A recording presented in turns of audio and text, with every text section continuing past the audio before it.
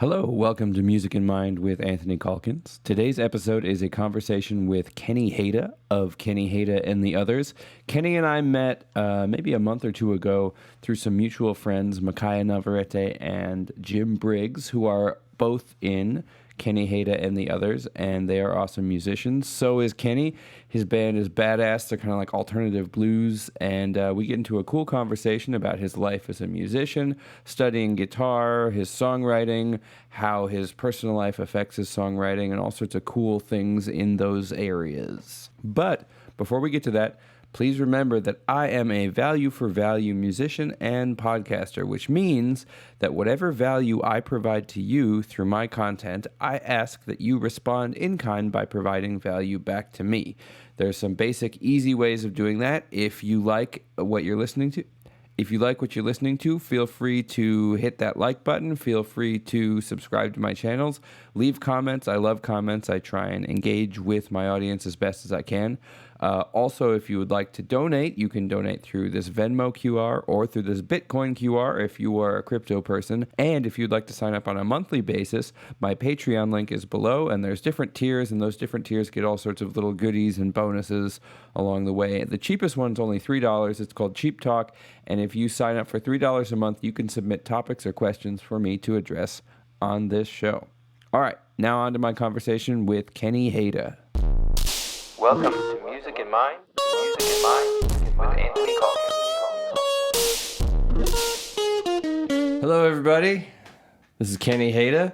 Hi. We met through some fellow friends and musicians around the Austin area, and I've seen Kenny play twice.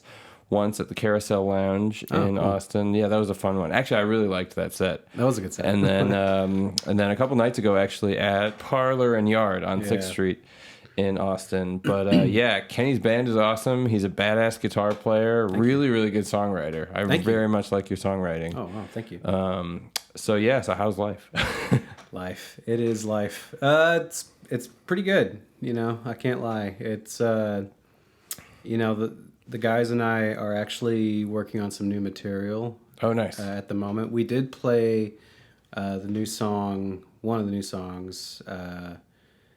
at the Parlor Yard show. Nice. Which one was that? Did I hear it? I don't, because I wasn't there the whole time. So yeah, I don't know. Maybe it kind of has it's almost like a Latin riff. Okay, it's really big on it. It's like a dum bum bum dum dum dum. Oh, nice. What was it called?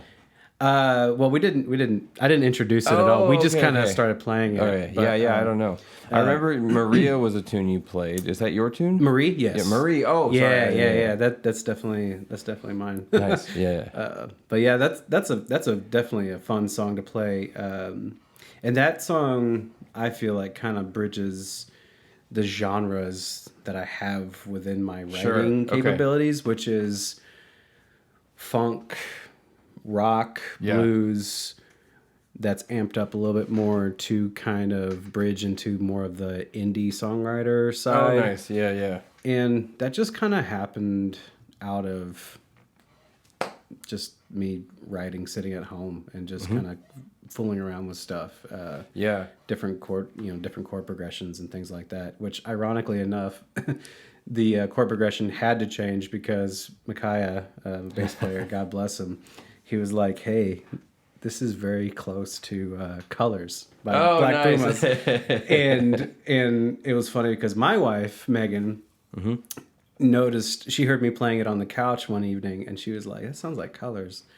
And I was like, oh my goodness, you know what? And I just messaged everybody. I was like, dang, you guys are right. So I went immediately straight back to the drawing board and try to like rework it. Where it was just to where you don't get any of that, So how much do you work on avoiding, because it's something like a chord progression, especially a progression like Colors, is like, it's a pretty intuitive progression. Yes. It's not that, like, I bet there's thousands of songs with that progression. Sure. And exactly. And you said it perfectly. It's intuitive. So it's like one chord naturally leads to the other, to where it's like, it's very pleasing to the ear, where you just want it to go to that chord, and then of course you can add, like, on the dominant side, you can add different colors to it, no pun intended. And then that's, c'est la vie, there's your song. Right.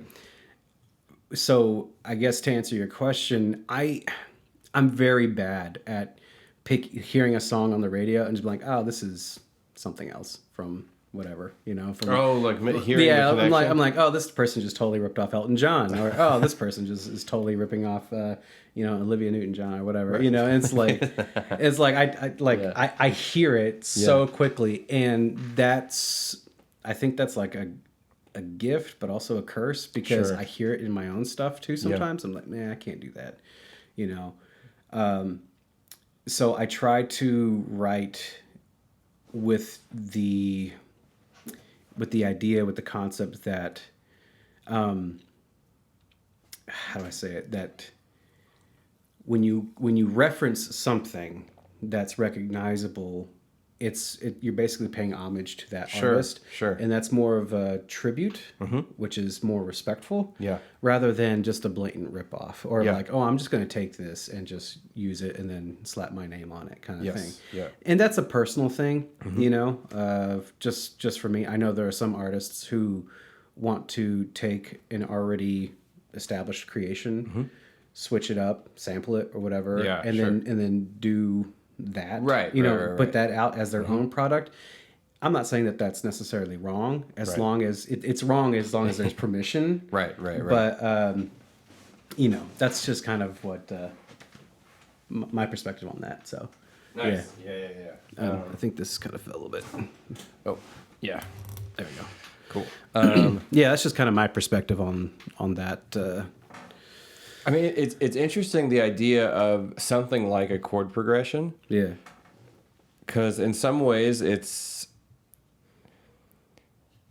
important to the song, but if you look at a tradition like the blues, there's like a set chord progression, right, or a set series of types of chord progressions, right, that fit into that sort of genre and tradition, that engaging in that tradition is using that preset structure. Sure. And then putting your own thing on top of it, whether that's a solo or that's writing a new blues tune, right, or taking those chords and flipping them and substituting them and doing all sorts of crazy things like that. Yeah. But you're engaging with a preset tradition. Yeah. And in a way, even if you're writing a song that uses the same chord progression as colors, we're still using chords, using major and minor scales, all that kind of stuff. So we're still engaging in tradition. So it's interesting where the sort of line of what a ripoff is versus just engaging in, we're all using F sharp minor. Yeah. Like everybody uses it. So exactly. There's only this many chords in that key. So we're a bunch of people are gonna come up with the same pattern. Right.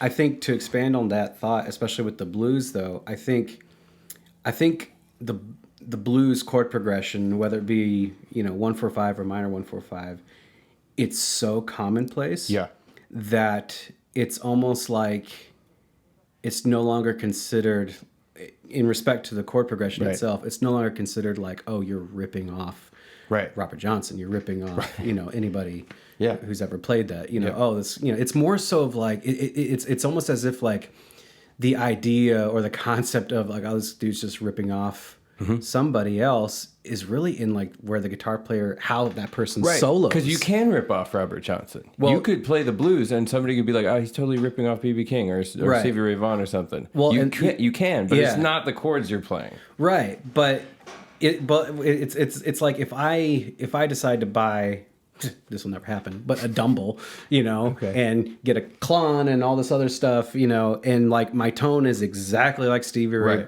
like, and I try to go for that Stevie tone, right? And then I pull off a couple of licks that Stevie did, right? And I go to the Friends Jam, and it's like, all right, guys, let's just do a slow blues, and it's like all of a sudden I'm just doing a Stevie lick, which is actually Albert Collins lick. Right. And it's like, okay, well, people will be like, oh, this dude's just ripping off Stevie. Right.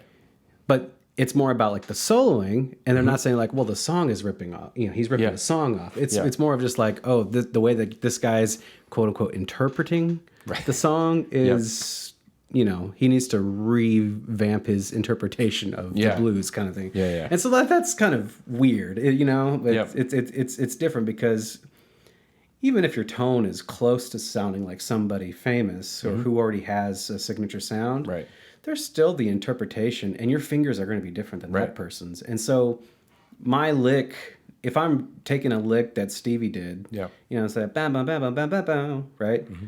Well, I'm probably going to play it. I am going to play it very, very differently than Stevie did, and so it's a very fine line. Yeah. I mean, this is all like fascinating stuff to me that I sort of started thinking about a lot since moving to Austin, because like the cover band thing is like it's just like 3-hour gigs as far as the eye can see, and it's like the band, they don't really want you playing that many originals. It didn't used to be that way.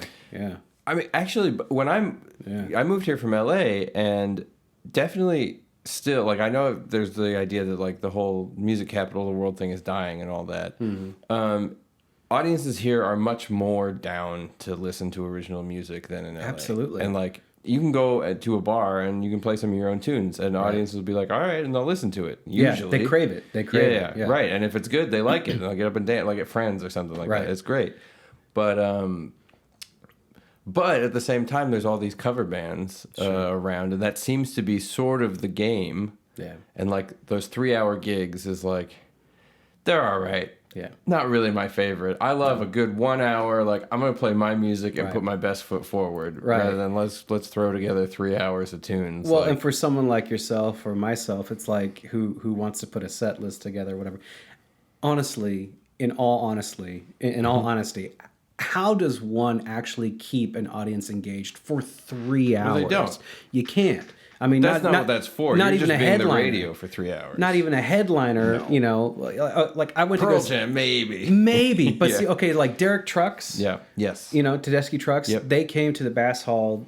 Oh gosh, I think this was in 2019. My wife and I went to go see them, and it's my favorite. My wife's favorite band, hands down. She loves Susan Tedeschi. I mean, and absolutely. They played for over 4 hours. Whoa! And it was either right at or just a little bit beyond 4 hours. And I mean, we were there from like 7. I mean, we had to leave at I think around a little under before midnight, because I actually had to work in Dallas the next morning. Oh, no. And my call time was like, I think 7 a.m. And I was like, babe, we gotta go. Like, I have to.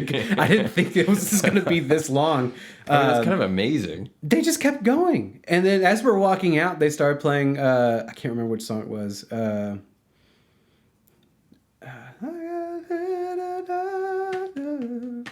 can't remember the name of the song. Anyways, and she was like, "Oh, I gotta hear this song." I was like, "All right." Well, then they just kept jamming and jamming on it, and I was like, "Oh, this is so good. This is spiritual." Yeah, I was like.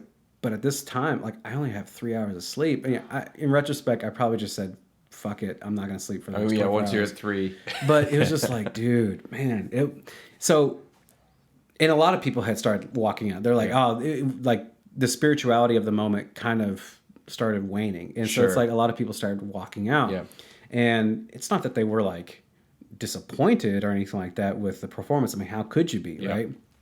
I mean, to this day, I'm like, I've heard the best guitar tones and playing that I've ever heard in my life, that night.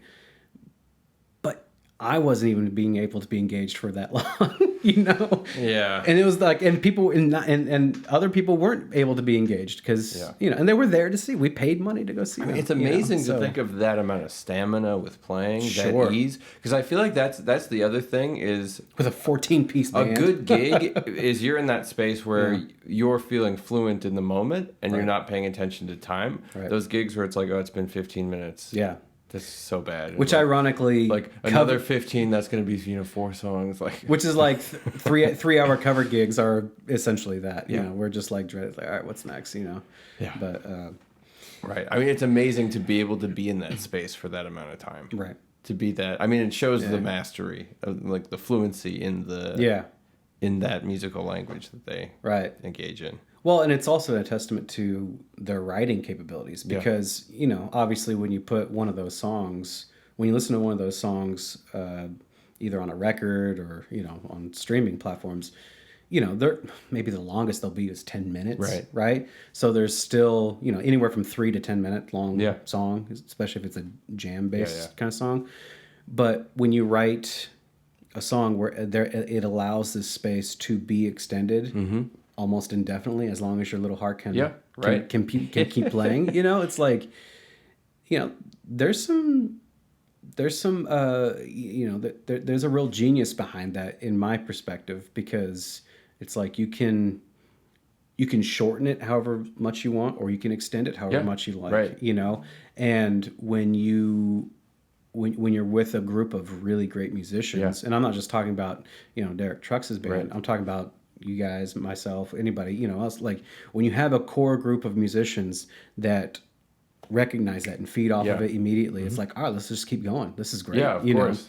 And that's where the magic and the spirituality comes in. Oh yeah, absolutely. Because nobody has an idea of where this thing is going, but we're in it together. Right. And let's just see where it happens. And it's what you haven't rehearsed. Right. Exactly. You end up on a 15-minute jam on Mercy for some reason. But it's like amazing. And of course you never rehearse that, because you don't even need to rehearse. Nobody ever rehearses that song. It's like, let's just play Mercy. Yeah. Exactly. But then that's where it ends up. Yeah, exactly. Mm-hmm. But and being able to get that. There's a band I play with out here called Solero Salsa. It's a salsa band. Nice. I'm not a real salsa player, but they seem to like me playing with them, so it's fine. Sweet. Yeah. But he's the only band leader I know who can get 3.5 hours. He'll send us a set list that's like 15 songs. That's awesome. And I'll look at it and be like, oh, okay. That's awesome. Like, we're scheduled for 3 hours. Yeah. 15 songs, huh? Okay. Yeah. But he does it. Yeah. But he has this whole philosophy about how your live performance should be, like, you should be able to extend any song basically indefinitely. Mm-hmm. Because what he wants it to be is that's his showcase of everybody on stage and these great musicians he's working with, and like, what can we do? We're presenting to you everything that we can do, and the song is basically just like the canvas. Yeah, I agree completely with that. And that genre, Latin music, you can. I don't want it to be taken as if Latin music is easy to play, because it's not. Right. No, but very simple structures that you can just go on. But the genre itself lends itself very well to extension, to improvisation. Yep. Obviously, just like jazz. Yes. I mean, and you could just take a chord progression, whether it's 3 chords, 4 chords, or whatever, and just boom, or even 2 chords, and just keep going. Yep. Or you just take 1 chord, vamp on it forever, and then it's like when the band leader says, "All right, guys, we're going to go to the 4, we're going to go to the 5." Yeah. Some like Tejano or whatever. Yeah, Tejano Norteño. It's just like 1-5, Yeah. 1-5, 1-5, Yeah. and it's just like the same as country. Yep. But country doesn't do that, because we expect country to be pop, essentially, which is wrong. It's a set song. So what about your music? Where would you say yours sits in terms of the, like, it's a canvas for your musicians, or you're presenting, because the other side of it is, it's a song you've written, you're presenting it as an idea, like a little essay you wrote, essentially. Yeah. It's changed a lot since when I was a teenager, certainly for most of my 20s, I was all about showcasing the musicians. And so every song I would write, I'd have this really big idea in my head. Yeah. But then when I would play it live, it's like I would just go off. I wouldn't count. I wouldn't have any kind of idea of time. Yeah. Excuse me. And I just wanted to jam. And I wanted to show people what I could do as a guitar player. And I wanted to show off. Right. And every gig that I would get, from the age of 17 all the way up to, like, I guess 25, clubs would be like, "Hey, we want to hear the vocals more," or "Hey, we want to hear some, like, do you have any cover songs or anything like? You guys sound great, whatever, but do you have any cover songs or anything like that? Yeah. Or do you have any music where, like, it's more vocal based?" That kind of stuck with me, and when I eventually lived in Denton. And I played with a bunch of jazz guys from the jazz studies program up there. I mean, they didn't hold back on me. They were like, yeah, we can jam, but your music really kind of needs a little bit more structure. And honestly, and the drummer, he said, "I think you need to go back to the woodshed and just shed, dude." Like, wow. Yeah, he was like, because I don't think you're strong enough to just to do what you're doing. Yeah. And that really hurt my feelings. Yeah, of course. But it really was an eye-opener. Yeah. And it was And the bass player at that time too, he conferred, and I was like, well, damn, guys, okay, and I came back and I took jazz lessons. I try to study as much as I could, and I just try to work, and we made a band, but there was a lot of jamming and the writing aspect of my capabilities that hadn't matured yet. Right. And so this is a very long-winded answer to your question. No, it's a good answer. I love it. Keep going. Where I'm at now is I'm more songwriting focused. Right. And that definitely changed after leaving Denton. Okay. Not because I felt like I had enough chops. I never feel like I have enough chops as a musician, as a guitar player specifically. But it's like songwriting is my new jazz, if you will. Sure. It's like there's so much structure and yet there's so little structure. Uh-huh. And it's a paradox, and you don't know which way to go, and you just have to give yourself to the creativity. Mm-hmm. And you have to sit back and listen what you're creating, because it's no longer yours. Yep. Once you put it out on paper, once you hit record on your little DAW, system, it's like that's no longer mine. I need to listen to it. I'm going to revise it, and then there's like a whole practice of how do you revise? How do you write? Is it just one straightforward thing, or do you think it's done? And so like there's a whole discipline there that I find very interesting and just constantly engaging me. Right.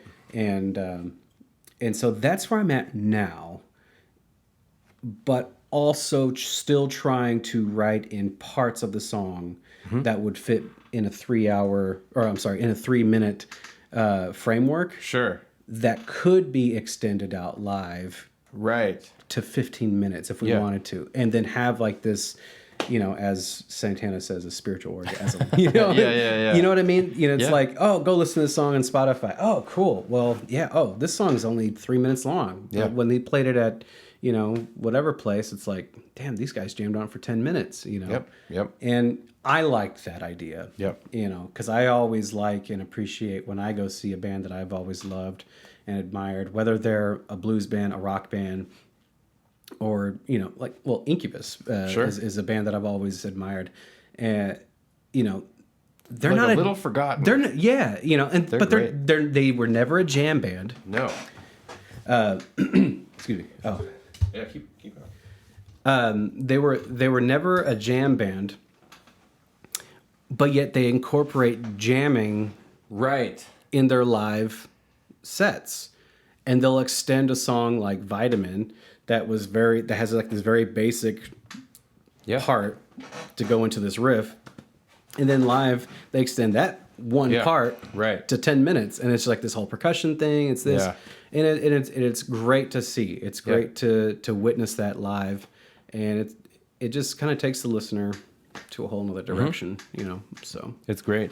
Yeah, I mean the written part of a song. It's interesting. You were talking about working with jazz musicians, because most jazz heads are like 25 seconds a minute. Yeah, like they're short, and so that isn't really a full song. Right. I mean, it is a full song. Right. Like it's a little like neat little 32 bar structure that's awesome and beautiful. But like you got to keep going. You can't just play 45 seconds of music. Right. So you actually have to use it as a template. Right. Like that. And so I feel like that's an interesting situation where there's a lot of structure. Right. Like a whole melody, chord, like a very tight little structure is written out. Yeah. Like something like Autumn Leaves, like basic, but it's like it's such a perfect little structure of like resolving fives and stuff like that. Yeah. That has so much information in it, and it's so like well crafted. And then you take that and go with it, and so you have both sides. You have like very careful composition, leading to sort of as much improvisation as you want to do. Right, and that's that song Autumn Leaves is typically the first song that they teach you in jazz school. Right, of course. Yeah, that was the first song that I really started working on and learning when I was doing that. Yeah. I'm not a jazz musician. Did you study it? I took private lessons with a guy named Joel Cross, who was he was in the 1 O'Clock band. Okay. And when I had my first lesson with Joel, and Joel's, shout out to Joel Cross. You guys should check him out. He did a cover of Taylor Swift's "Shake It Off," and nice. he got on like the Ellen Show and everything. Oh, fun. Cool. Great guy. Love him to death. Amazing human being. But when I took my first lesson with him, he had some like issues with his tendons in his fingers. Yeah. And he was playing a Benedetto guitar, and he was working on some Django Reinhardt Yeah, tune. I see with your two fingers. He was using two fingers, and he was shredding. Yeah. And what was he doing? Oh my God! Like watching Django, how is he playing like that? Well, Django, I understand he did it out of necessity. Joel was doing it. He was kind of like reteaching himself in those moments, and it just and he had issues with his hand. I think for several weeks, at least a month or whatever, to the point where he started teaching me how to transcribe, and we were transcribing a tune called. I think it's The Cooker from the George Benson quintet. Wow. Cool. And so we started listening to the solo section, and it was like, and he's like, oh, let's do that riff. Let's do that lick. And I was like, okay, cool. So let's do it. And he listened to it a couple times, and then he started doing it with two fingers. And I'm like, dude, how are you doing it? It's like, I can't, and one of the parts, it's like, there's like a 3-fret stretch, because it starts pentatonic and then it moves up, and then you get to like where there's more blue notes here, and you can kind of do that, and so like it made sense. But he starts, and I was like, "What are you doing, bro?" I was like, "Dude," he's like, "Well, I'm just giving these fingers a rest." I was like, "If this is what you can do with two fingers, what do you?" And he's amazing. Crazy. He's beautiful human, beautiful guitar player.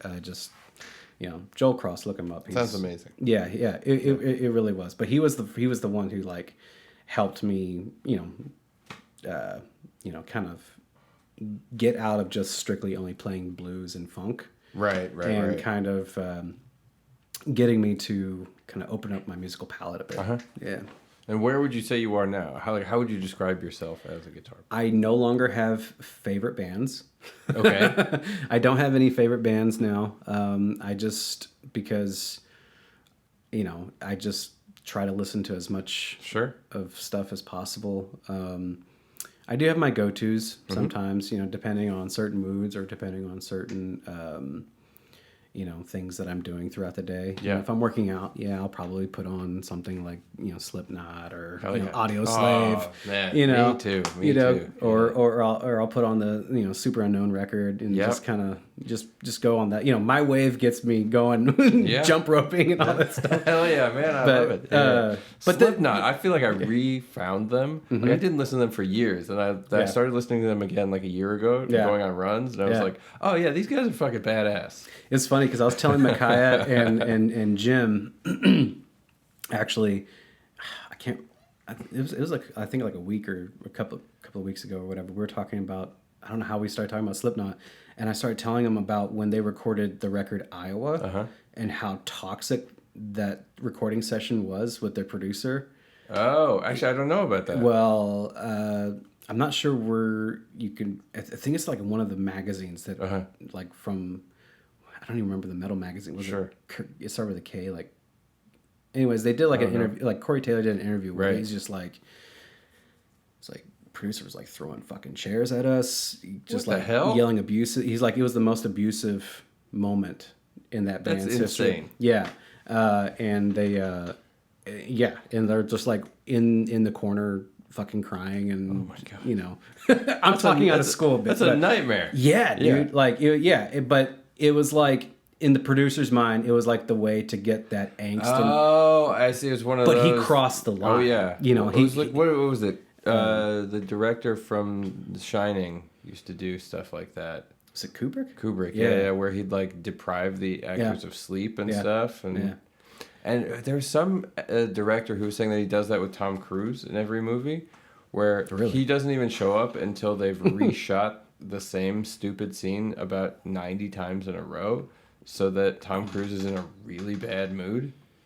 and then he shows up. He's like, now we're gonna get real acting. So, but is that real acting? I don't know. Is that acting? I mean, that sounds crazy though. I mean, it's a brutal album. It's an amazing album. Yeah, absolutely. Yeah, I mean, and the lyrics on that record are just oof.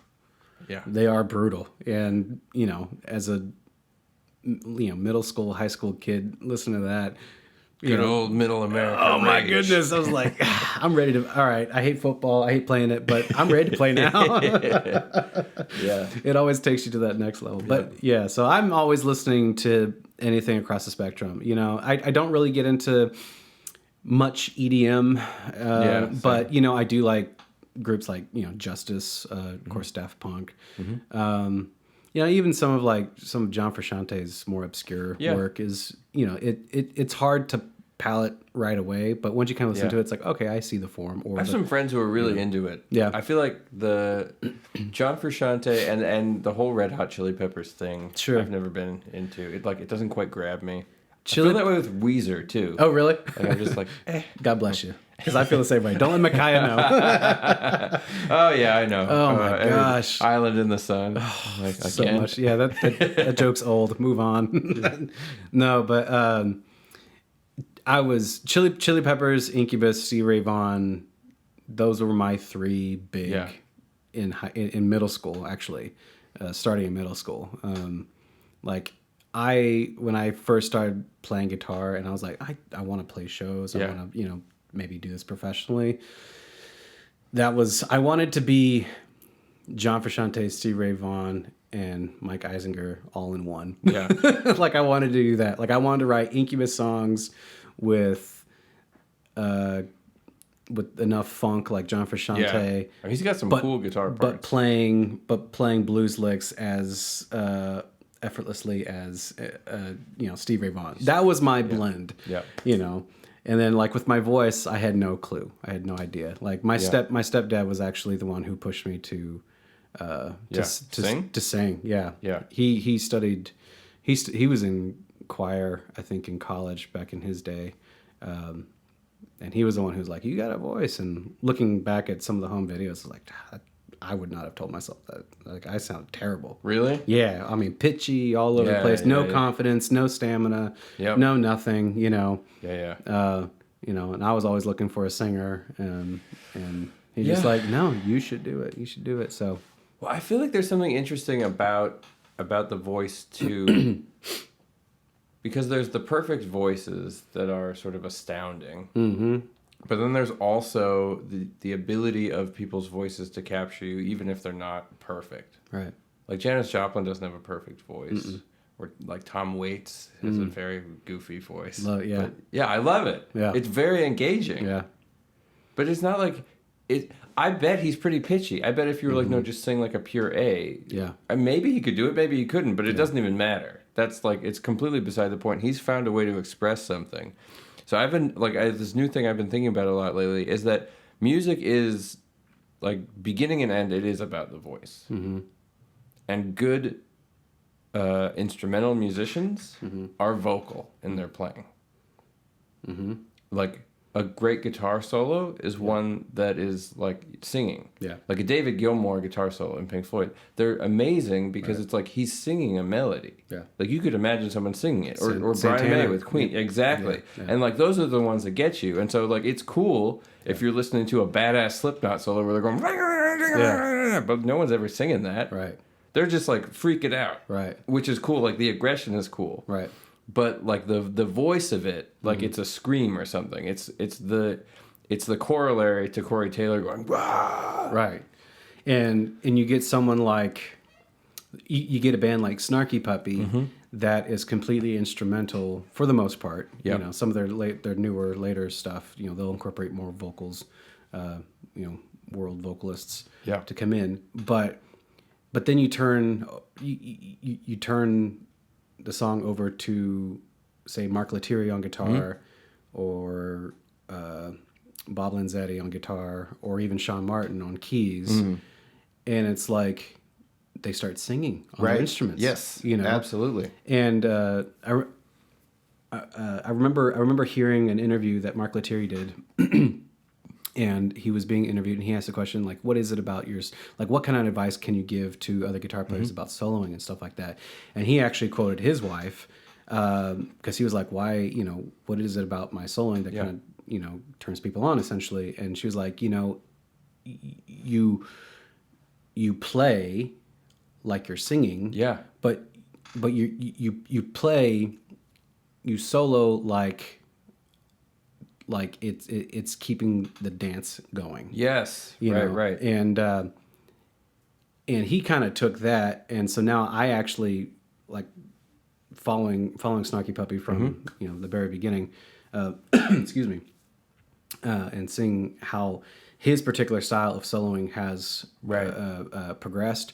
It's actually become less notey and more rhythmic based. Yeah, but also very melodic, and I honestly don't hear a whole lot of crazy scales or notes or runs. Right. I mean, he'll do that just to kind of emphasize some virtuosity because he is a virtuoso. Right. I mean, and there's a song like Jambone. Okay. Where and he's doing like it's all in the blues scale, right? Yeah. And then he modulates up, and he's still in that pentatonic, right?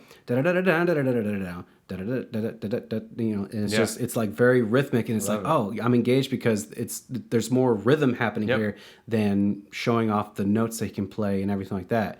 And then when the band finally reaches that climactic part, he's doing octaves, da da da da da da da da, one note, another note, blah blah blah blah blah blah blah.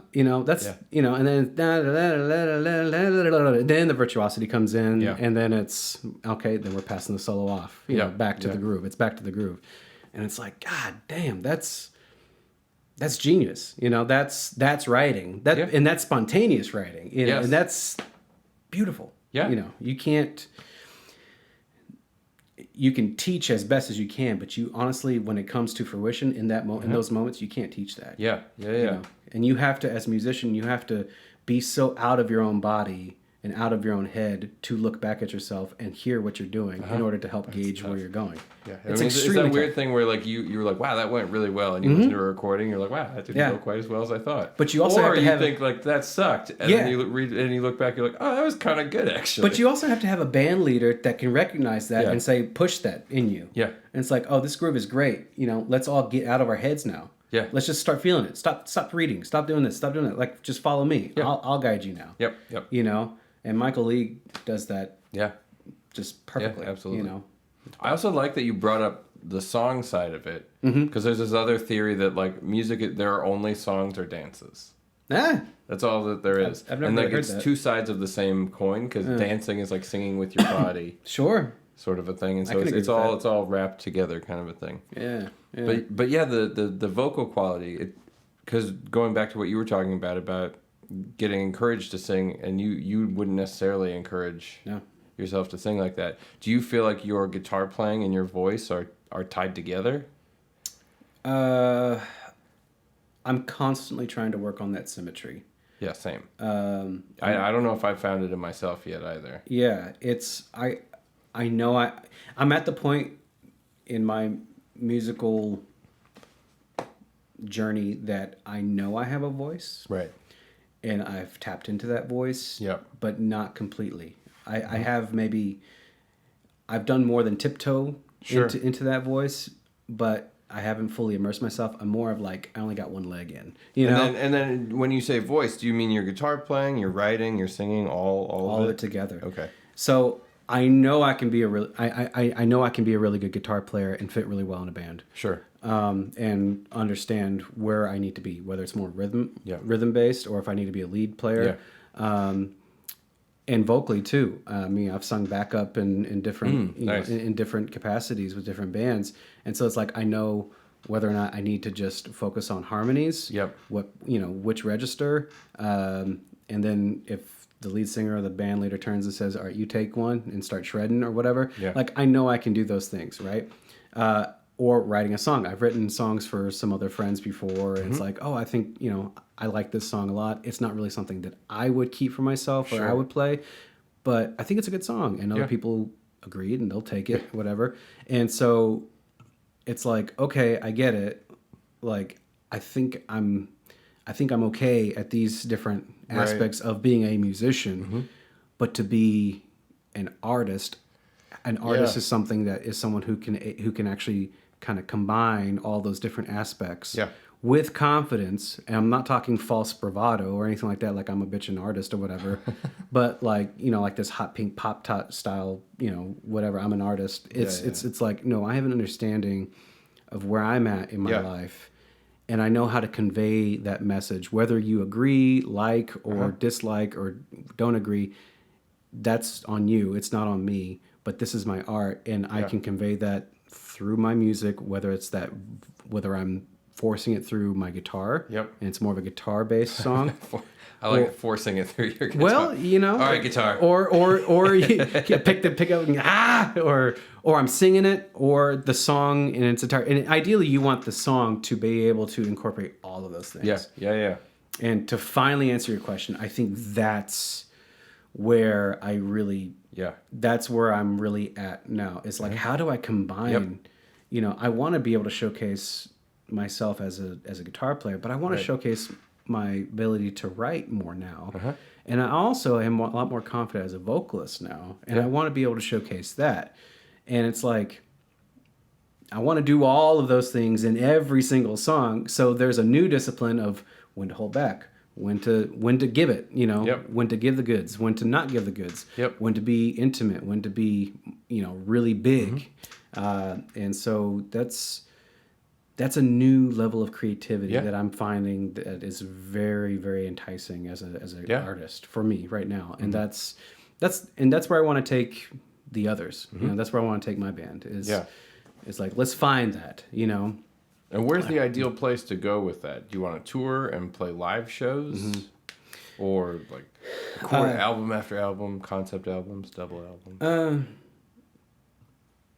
I'd love to tour. Yeah. I have not toured with this band. We have not toured yet. We started in 2020. We all agree that we need to tour, that this music should go on the road. But therein lies another aspect of being a musician and an artist is that there's a business side to that. And you got to be a good businessman if you're going to go it alone. And I don't think I am. I'm trying to be. I have the same problem. There's logistics involved. Yeah. You know, there's coordination. You know, I work in production, and, you know, those details are always delegated to maybe 2 to 4 different producers to get everything, to get the crew that's involved, to get the content, everything they need to just do the work. Well, I have to be the producer. I have to be the artist. I have to be the content creator. Right. You know, and then I have to be the logistical one to come up with, like, all right, how's everybody going to get there? You know, we need a vehicle big enough. Who's gonna you know, foot the bill for it? Who's gonna feed everybody? Exactly. Where are we gonna sleep? You know, and so do we need to bring instruments? Do we need to travel with instruments? Will they have them there? Do we have to rent things? Exactly. Yeah. And then how do I make sure that, you know, the venue's doing their fair share of promotion, right? Because it's no longer just the venue. Oh, we're bringing in these people anymore. They you know, they could care less sometimes, depending on who the owner is or who the, you know, what bar or venue it is. And so it's like, you have to make sure nobody's going to do these things as good as you are. Unless you're paying them so much to where they can't refuse the job or the work. And but then you need to be making but then enough money to get where's my money coming from? Exactly. You know, it has to make sense.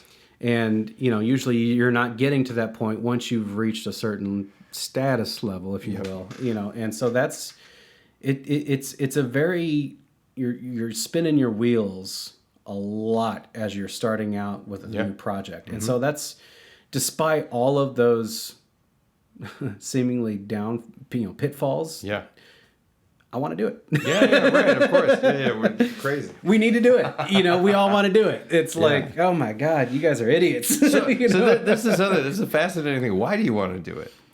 Because, like, what is it that you want to do? This is like, I think about this in myself all the time. Like, what is it that I love about music, and why do I want to do all this stuff? I think I've figured that part out, and it doesn't stop.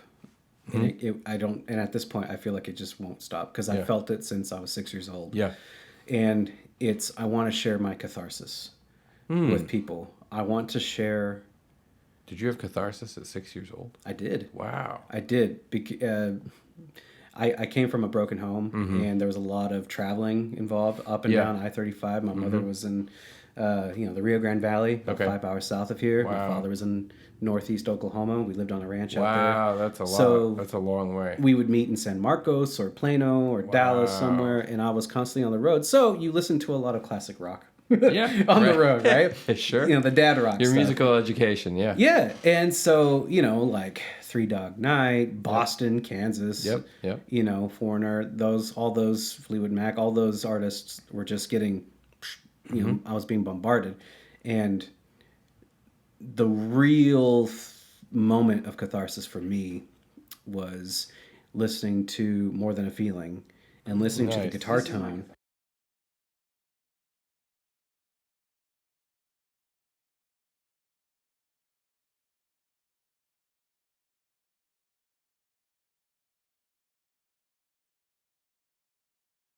This song is making me feel like this ride, this drive, this truck that we're riding in, I'm having fun. Nice. This is my catharsis. I want other people to have fun with this. Listen to that guitar tone, And I wanted to make noise like that, so. This happens sometimes. I have a very old laptop. That it's all good. I'll just patch it with that audio, so it's no problem. But yeah. Keep on going. Yeah, the catharsis. That's amazing. Yeah, so that was like really the big moment for me. Is like listening to, Boston and hearing, hearing More Than a Feeling and that guitar tone. It just was like searing. I wanted to make noises like that. Yeah. But that was I really wanted to play drums before that. Like I really loved the drums. But then as you get older in a broken home situation, there's a lot of different feelings and emotions and perspectives start changing and things like that. And along with that, you there's this need and wanting, this draw for self-expression in some form or fashion. And it comes out even if you're not a musician, you know. And so I was lucky enough to be able to start expressing it through guitar, and sports. Oh, okay. So I had all kinds of different ways to kind of healthily have that release, if you will, of pain or tension or struggle and things like that, along with therapy. But but which is important because the therapy only gave a name to the feeling, which actually made it easier to write and actually made it easier to give to my band members when I had in high school. I was like, oh man, I'm feeling this, or like, oh, I just want to be chaotic in this song because I just feel like we can go crazy on stage. That's great. Yeah. So, yeah. But that's also interesting because there's that fear, and I get it sometimes because I've also had very helpful experiences with therapy, but that fear that like if you heal yourself or you find ways of like learning to be more healthy emotionally, you won't be able to be as good of a writer or something like that. It's complete bullshit. I don't know if it's complete bullshit. I think that there's different spaces. Because I've written some of my favorite pieces of music I've ever written were in times of like severe emotional distress. Sure. Yeah. But maybe me writing through that period, because I mean, maybe I'm wrong-headed on this because nobody's not going to feel emotional stress whether you're in therapy or not. It's like giving you the tools to deal with it in a healthy way or something like that. Yeah. And so like maybe writing is sort of a healthy way. Absolutely. But like a lot of my music, especially in college, was like really experimental and like noise music. Right. Where like the whole music is like a temper tantrum. It's like Slipknot but without keys and chords and stuff. Like rah, just crazy stuff like that. But I feel, and I imagine that if I were more emotionally healthy younger, I wouldn't have gotten that music. Right. Maybe. And it's like the whole thing, like, would Pink Floyd still be Pink Floyd without LSD? Sure. I don't know. Maybe. They could have. I mean, maybe not. I don't know. Or they'd be something different, maybe. Yeah. I don't know. I mean, that is a good question. I feel I'm not saying that when I say it's complete bullshit. Yeah. I think the idea that you have to live your life a certain way and experience and only draw from personal experience to make great art. Oh, yeah. So you have to live dramatically in order to create drama. Right. That's I agree. That's the notion that I think is complete bullshit. Because I think, honestly, I think people ought to read more, because we're not the first people on this planet to ever feel these emotions. Of course not. So we're never alone in any kind of emotional state that we are finding ourselves in. Furthermore, that same emotional state has most likely has been recorded previously in books and things like that, whether in a creative format or a very, textbook kind of way. So if we're intelligent enough as artists to find inspiration in the past in different works, we don't necessarily have to live chaotically in order to write chaos or to understand chaos. I believe that we merely need to just pay attention to the world around us, to our own world, to our own thoughts, but also to past lives and past worlds, because there are a lot of answers in our past, in the world's history that we can draw off of. And we don't have to make it so, tongue-in-cheek or on the nose of, where we're drawing this, inspiration from. It's just that's where the creativity comes from, and it's taken me a while to come to that realization that I don't have to necessarily just live so dramatically. And in high school, it's like, I just want to do so many drugs, and I remember latching on to, a book that I read where it's like, whatever doesn't kill you only makes your book bigger kind of thing. Right. And it's like that. Oh, I latched on to that idea when I didn't really have to. You know, I was reading the wrong thing, and I didn't have that inspiration of like, nah, you can go, find your experiences. And you can write them down. Find that inspiration, put it down on pieces of paper. But also, you can go just the same it is to go to Big Ben and stare out into the canyon. Or stand on a mountaintop and look out and just look at the incredible view and just get this draw of inspiration of like, man, I'm here. People, artists, we all can find that same inspiration just by opening up a book. Of course. And I think that's where I draw a lot of inspiration from, not necessarily just from books, but I combine the two with lived experiences, things that I've read in the past, and past relationships and things like that. So that's kind of like all those things kind of thrown together.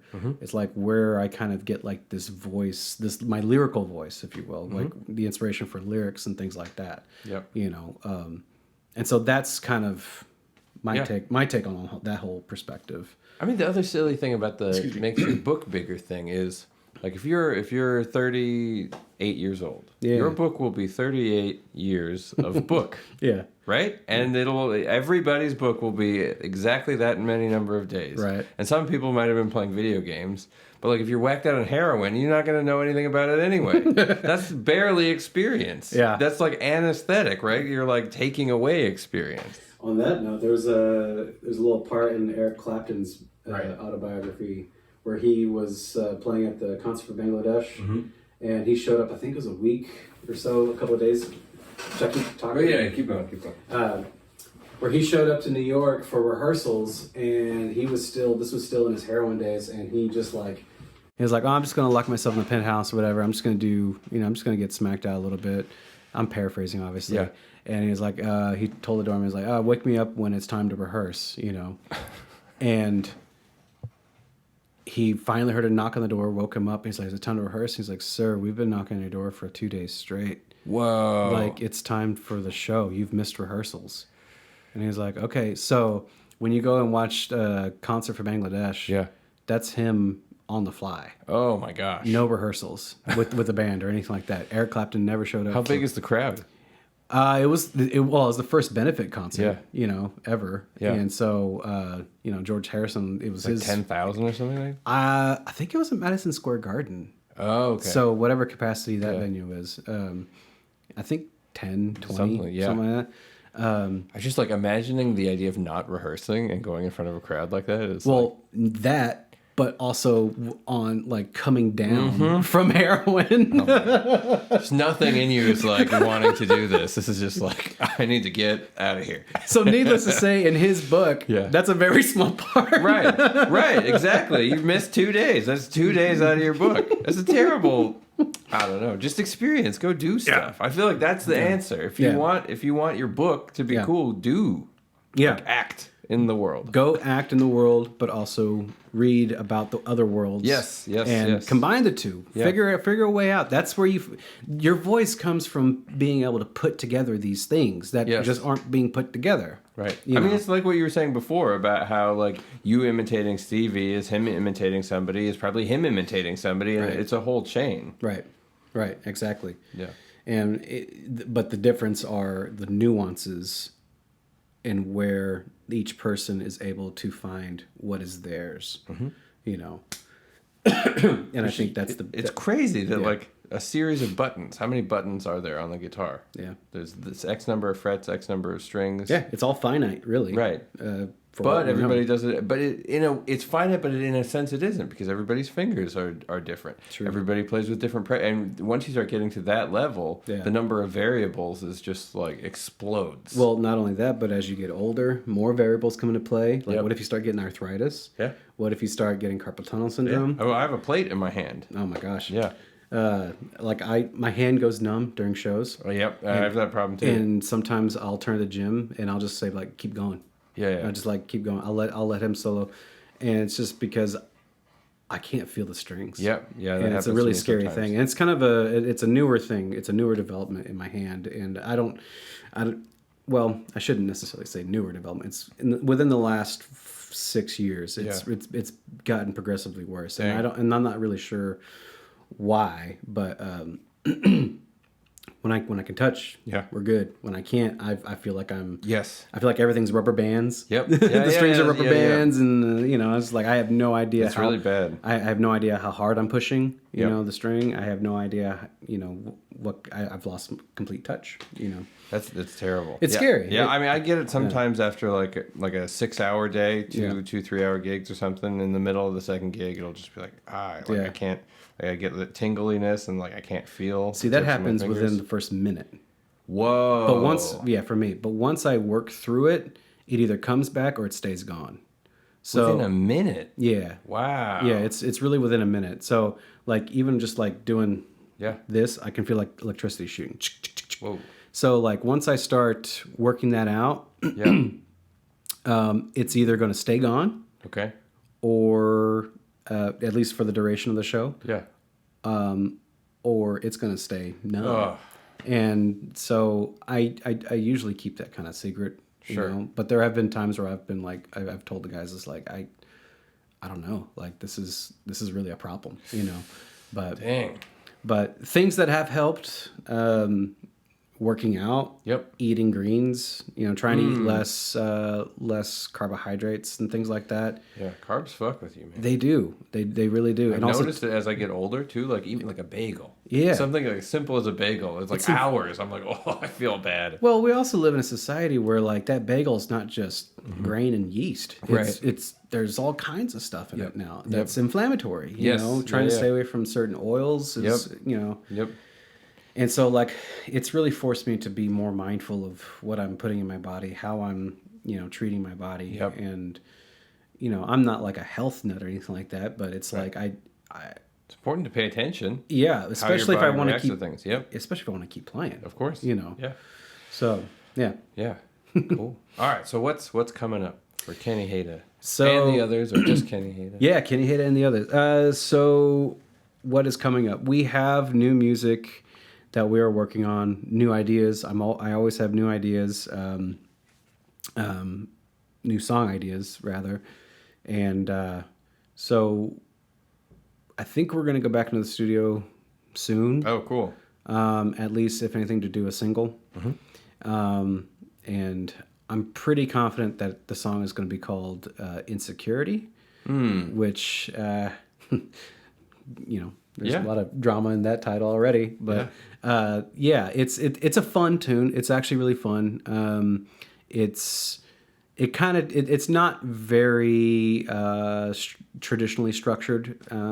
It's very much more so of just, we're going to take you, through the vicissitudes of, this is a rockin' song. Wait, no, this is kind of like a slow pop tune. Oh, wait, it's back to being a Latin tune. Oh, that's sweet. Yeah, so it's not so much of a jam song, but there is some different scenes. There's scenes, and it's still within a 4-minute structure. Cool.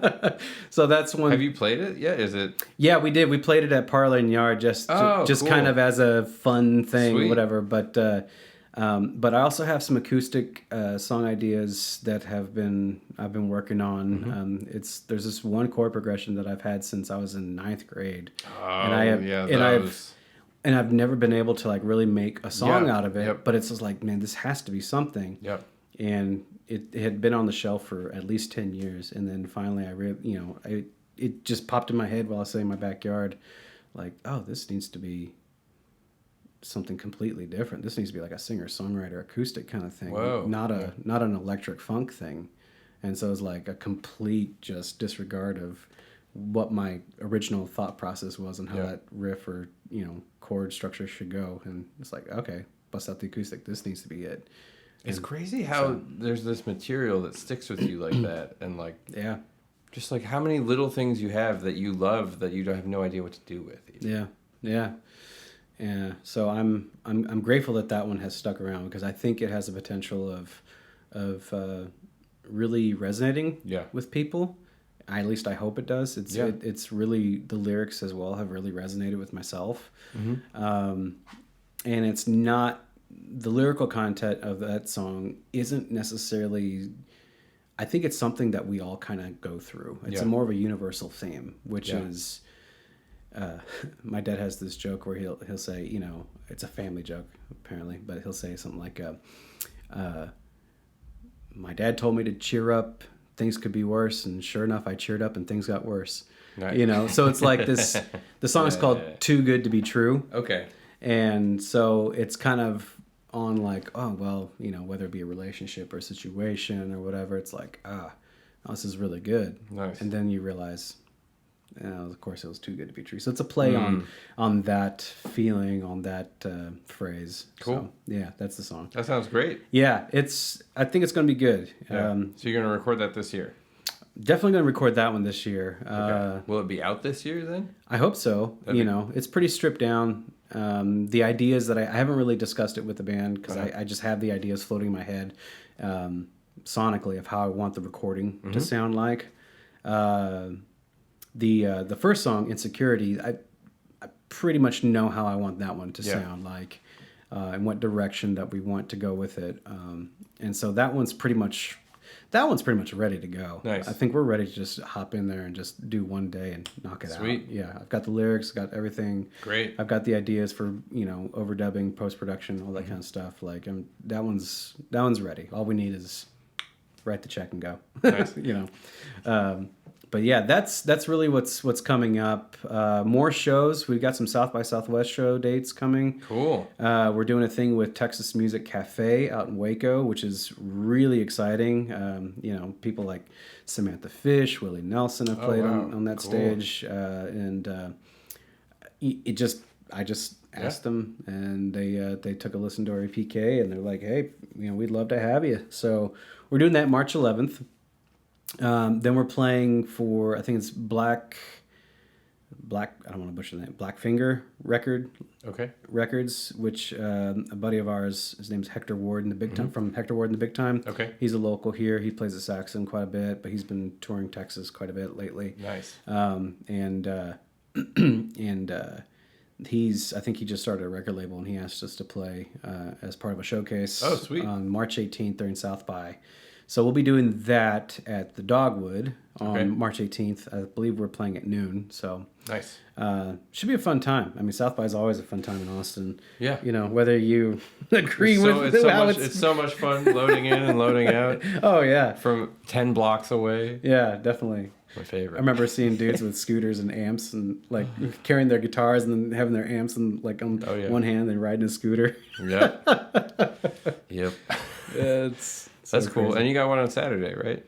We have one this. I'm gonna put this out on Thursday. So. Yeah, we have one in a couple of days. This Saturday, we're playing. It's a new place that just opened up in Cedar Park. If anybody is willing to trek up that way, it's called Spare Birdie, and it's kind of like a main event. I don't want to miscategorize it, but it seems like it's like kind of like a main event type of place or a pinballs kind of place where they'll have bowling, they'll have that's sort of fun. Yeah, like a Top Golf kind of thing. Also, hence the name Spare Birdie, I believe. Really good stage. Nice. Have you played there before? No, they just opened. This week actually. Wow. And we are the first band to actually play. Yeah, and they showed they have a picture of the stage on Instagram, and I took a look. I was like, wow, all right. This could be good. This will be good. This will be a good spot. You know, nice little turf area. You know, I believe it's all ages that can come. So cool. You know, do they have a PA? Maybe. Okay.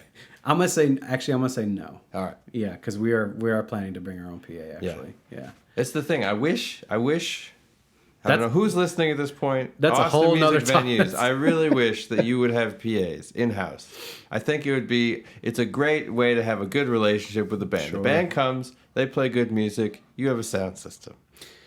Or at least a combo. Or at least a full PA.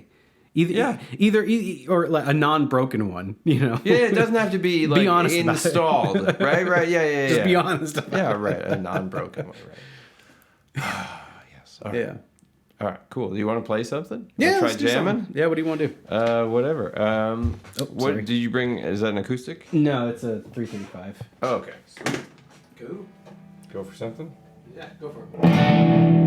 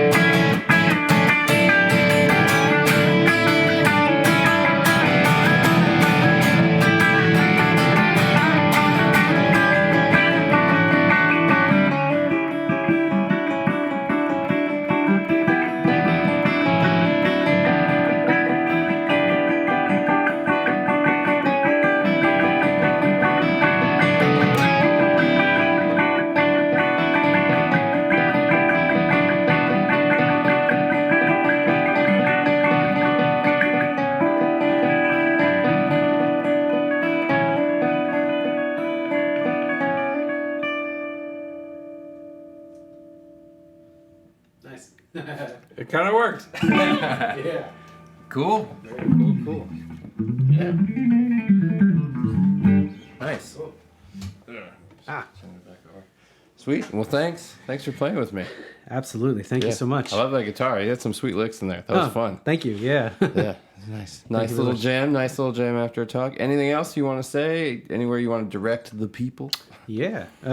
Kenny Hada and the Others. Last name Had as in David A. Find us on Apple Music, Spotify, Amazon, wherever you get your music from. Also, khtomusic.com is our website. Cool. And I'm always working on that, having everything updated as far as like our shows and things like that go. Nice. Also on Spotify, you can Sweet. do that too. So, all right. All the links are in the description. That's it. Go follow it. Yeah. All right. Thank you. See you, everybody. Bye. All right. Thanks for listening or watching. Remember to like, leave a comment, subscribe. Check out Kenny Hada. Links below. All right. See you all next time.